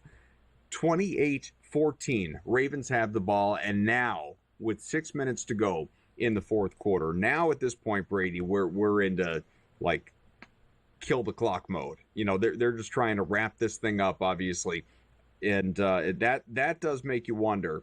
By the way, it was the turnover on downs. The Steelers, they were 4th and 15. The Baltimore 43 went for it down Kinda 2 had to scores. go for I it, don't really. blame them, but I don't blame them. But 4th and 15 incomplete pass, and so that was what led to the change in possession here. So now you start to think about some of those rushing props. Derrick Henry, he's at 169 in this one, averaging 7.7. Lamar Jackson has not run much in this second half, maybe once. He's at 70 on the ground. Justice Hill did get another opportunity, lost a yard. So he's sitting 4 for 4 right now. Needs 3 yards to cash that bet we were talking about earlier. And then you've had he's going to get it again. Mark Andrews and Steve Sims. He's going to get got a couple opportunities. Yeah. Yeah, I agree. So, I think Hill's now get we're the ball. looking at. So now we're looking at the Ravens, who are this is an alt spread that FanDuel's trying to get people to bite on. It's 13.5 minus 560. I don't know why the algorithm does this to people. Just trying to trick you. It is odd. But Baltimore is up by 14 points. The total is at 44.5. So basically, if you wanted to go under plus money, plus 108. I mean, as long as there's no more scoring outside of a safety, you cash it. But, any points in terms of a field goal or more, you lose that bet. Do you have, I'm not saying you would invest right now with 6 minutes left, but any feeling on what we're going to get down the stretch here? Well, I tell you what, Adam, as it relates to playing this total, under or over, I think I would actually go over, because I could really see a scenario here where Baltimore is trying to grind out this clock, and eventually the drive stalls and they're in field goal range and they bring in Tucker. And I mean, what else are they going to do? They're, if it's a 4th and short situation, they probably go for it where they can really kill the game. But if you've got a 4th and 6, 4th and 8, something like that, you're probably going to bring him on. You kick a basically meaningless field goal, and Pittsburgh gets the ball back with a minute left or whatever it is. I'm just saying it's very possible, I think. Now, they're They're almost at midfield, 2nd and 8 at their own 45-yard line. They get another 30 yards or so over the next 3 minutes, and this game is just about over. If Pittsburgh's able to just stop them at all, I think that field goal is very possible. And who knows, maybe they score a touchdown. They're trying to just end the game, but they may be forced into a field goal attempt, and then you go over the total. We'll watch for it here. Plus 144 now on that under 44.5 here. Baltimore's 3rd and 1 at the Pittsburgh 48. Obviously, we'll see them try and rush it for a first here and just continue to bleed clock in this one. The timeout situation, just to let you know, both teams have all three. And of course, you have the 2-minute warning that is looming as well. A little less than 5 minutes to play in this one with Baltimore on the way to moving on. I mean, it's going to happen. I mean, the Ravens are going to win this game. They're going to advance. I guess the only question is, do the Ravens cover that number? The only way that changes is if we see nothing out of Baltimore here and a Steelers touchdown. But Baltimore did convert on the first and into Pittsburgh territory at the 43. So we'll continue to watch for it here. While we're watching this game sort of, fizzle out, we're there for another hour and change here. We've got these games that are in front of us. Packers, Eagles, Commanders, Buccaneers, Vikings, Rams. We've spent a lot of time on the Broncos and Bills. Why don't we take a little look here at the Packers and Eagles while we've got some time? Eagles are laying 4.5 points at home. The total in this one is 45.5. Albert Wynn was on with us earlier, said he's back in Green Bay plus 4.5. I am as well, although not probably with the same conviction that Albert has. It just sort of, to me, feels like the right side for a couple of different reasons. For one, we always talk about Mike Tomlin against the spread and as an underdog and all that stuff. The Packers have covered 9 straight games as a dog under Matt LaFleur of at least 3+ points. They are 15-2 ATS in their last 17 games as an underdog of at least a field goal. All of that coupled with the fact that, again, maybe Jalen Hurts is entirely himself and he's tush-pushing like you read about, but maybe, just maybe, he's a guy that's not entirely ready to play, but it's a playoff game, and so he's going to be out there. Maybe, maybe he kind of just barely cleared concussion protocol. We have no idea what he is going to look like. So that in mind, the uncertainty of Hurts, the experience for this Packers, coach anyway, more so than maybe the entire team, that to me feels like the side to invest in. Yeah, me too. From a number standpoint, I make Philadelphia a much smaller favorite here, closer to like 1.5 or 2 rather than all the way to 5. And it opened up at 4.5, and we've seen them take the initial money. And not that there's a whole lot of difference between 4.5 and 5, but it has moved. And I'd be inclined to take Green Bay as well. Now, again, we go back to what we're talking about in this round. The team that wins the game typically covers. If you think Philadelphia is going to win the game, then maybe you want to lay the wood here. But I would probably want to take it first. I mean, if you just look at power ratings, really since Thanksgiving, Adam, the power rating has absolutely skyrocketed for the Green Bay Packers here. Since Thanksgiving, they have been the second best defense in EPA per play since week 12. The Ravens, by the way, were number 1 in that time period. The Eagles are number 4. These are both really good defenses. But the Packers, if you look at the teams that they have lost to, they've only lost to really good teams. The Eagles, the Vikings, and the Lions. I don't really count the Bears in Week 18. Eagles, Vikings, and Lions are the only culprits they're responsible for in the loss column. We'll continue to monitor all things as it relates to this game that's happening right now. Baltimore continues to move the football. 1st and 10, Pittsburgh 23. Baltimore up by 14, 2 and change to go. It's all official. Sorry, Mike Tomlin.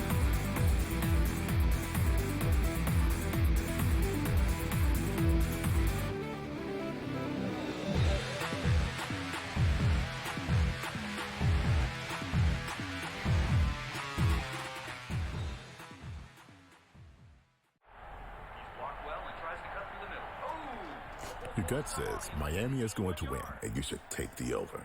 Your gut also said your NFT selfies would only go up in value. They didn't. But your head is on SportsGrid and knows the QB is in concussion protocol. The backup has a 45 QBR against the zone coverage. The New York D has the most sacks in the league. So yeah, trust your head. It's smarter to be on SportsGrid. The two guys that can do it all. Too much electricity this morning. This is a good time. We're having a lot of fun. I had to do a triple take. Ka-ching! Why? Because of parity. I didn't mean to offend. Yeah, it's not going to happen. Load management is a dirty word. Let him rip. You know what? Circumstances provide the results. What? How do you do this one? Oh, Donnie, you got such a good show there. A network that is booming. The Early Line, only on SportsGrid. Anyone that's been to a sporting event, the atmosphere before a game, I think Game Time Decisions has that same exact atmosphere. This is our arena. This is what we do. There is going to be an energy to Game Time Decisions that you will feel night in and night out. The excitement you get when you lock your bets in, when you're figuring out what you want to do, we can zone in on the biggest games each night. I want this to be the place that people come to before the games start so they feel as ready as possible to lock in their cards. We are going to hit every single one of those markets that you need to know about. We're going to go through every single thing, and I've got a great team behind me that's going to help me get the job done. There is not going to be a better place, I promise you, than Game Time Decisions to get that new information, react to it, and be able to then bet accordingly. We will have everything at our disposal, and we will use that to our advantage. I'm Kevin Walsh. Tune into Game Time Decisions from 6 to 8 p.m. Eastern on SportsGrid.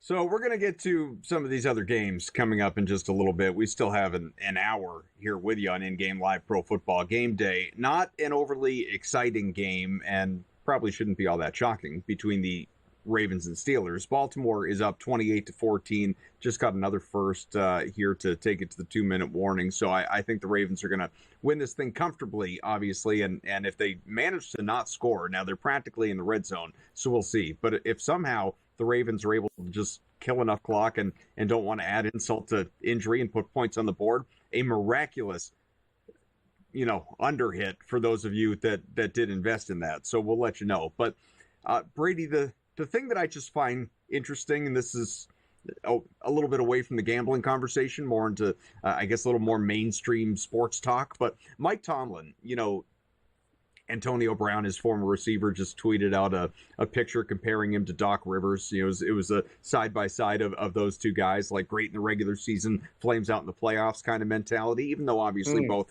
do have rings. But there are a lot of sort of, failing to live up to expectation in the postseason. But I think that where that fails us a little bit this year, this team, I remember doing all of my NFL season previews, on my radio show and here and leading into the year and talking to experts or, insiders, radio people in Pittsburgh. And there was not a lot of expectation for the Steelers with Russell Wilson / Justin Fields coming in. It was like, this was the conversation.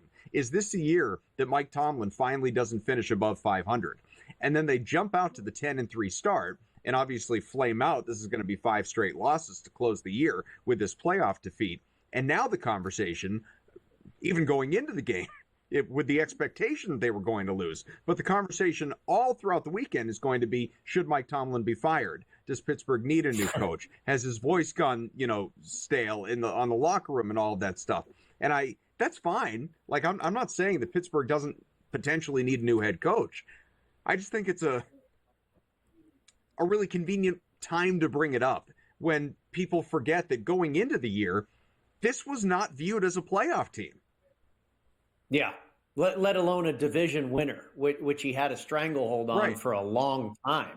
It was only the last few weeks, when that – and let's go back to that losing streak again, which I've done a few times here in the last couple of weeks. They lost to the Eagles, the Ravens, and the Chiefs. And then in week 18, they lost to the Bengals, who aren't bad either. So I gave them a little bit of a pass, but it's true. We've seen that the team really has regressed, I think most of all offensively. But no, I mean, boy, I think you have to it's going to take something drastic, in my opinion, to force Pittsburgh's hand to get rid of Mike Tomlin. First of all, we know that this organization does not get rid of coaches. I mean, they've had 3 coaches in my lifetime: Chuck Noll, Bill Cowher, and Mike Tomlin. And really, all 3 of them have been fantastic. I mean, there's an old saying that, it's harder to hire good people than it is to fire people. It's hard to really hire good people. It's easy to fire someone that's not doing well. It's hard to hire someone that does really well. And boy, the Pittsburgh Steelers have nailed it. There's no way you can get rid of Mike Tomlin. This guy is still one of the very best coaches in the NFL, in my opinion. I don't think they've had near the talent that they've had in a while, ever since really Big Ben retired, and even the last couple of years of Big Ben's career. When the offensive coordinator has been a problem for the Pittsburgh Steelers for, it seems like, half a dozen years now. And now Arthur Smith was doing a great job. Like you mentioned, the 10-3 start, but now that's gone south, and this offense has not shown many signs of life here down the stretch. So I just don't think there's a ton of talent in the building, and they've always drafted well. They're a premier organization in all of sports. Give it time, people. Mike Tomlin, I wouldn't want to get rid of him anytime soon. Not at all. Well, keep in mind, too, and this is not exactly apples to apples, but coming from a Patriots fan whose team, just had Gerard Mayo for a season and now is on the brink of, hiring Mike Vrabel or Ben Johnson or whoever it may be. I think it'll be Vrabel, but the grass is not always greener, Excuse me, you got rid of an all-time great, and it's ugly. Now, incredibly talent efficient there in the building, more so than the case in Pittsburgh. I mean, New England might have the worst roster in all of the NFL, but the grass is not always greener when you call for that new voice. Baltimore, 1st and 10 of the Pittsburgh 12. Ravens moving along, 138 to